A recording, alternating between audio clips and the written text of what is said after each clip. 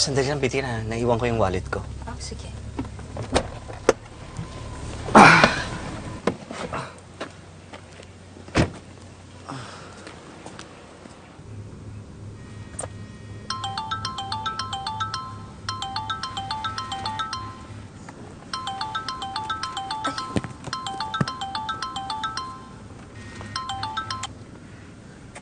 Hello? Sino to?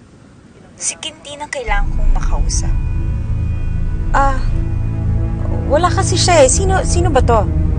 Vanessa, pwede ba? Pakibigay na kay Quintin yung cellphone niya. Vanessa. Pwede na bumaba ka dyan! What's the problem? Kayo lang naman ang problema ko. Magsimula na kayo mag-impake at lumayas na kayo sa pamamahay ko! Sandali. Si Vanessa ba to? Yung walang yung kaibigan ni Josephine, ha?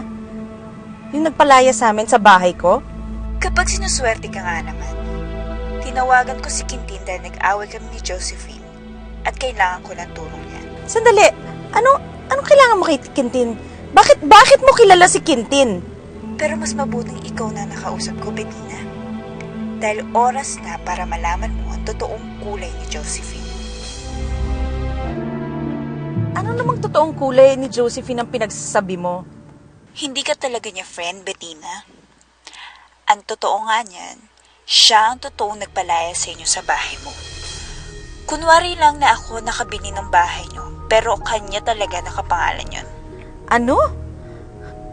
Bakit naman yung gagawin ni Josephine sa akin?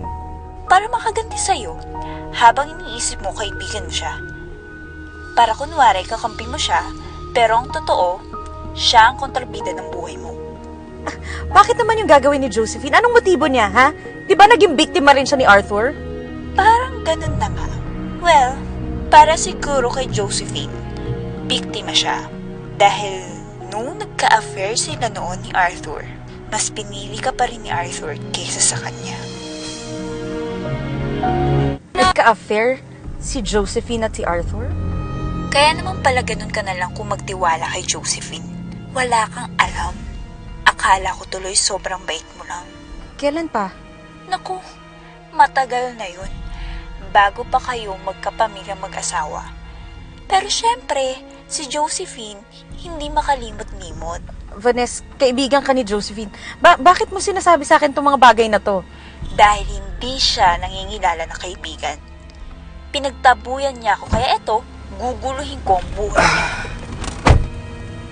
Sino kausap mo? Si Josephine.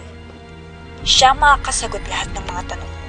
Sugurin mo at kumprontahin ang babaeng ahas na yun. Bettina,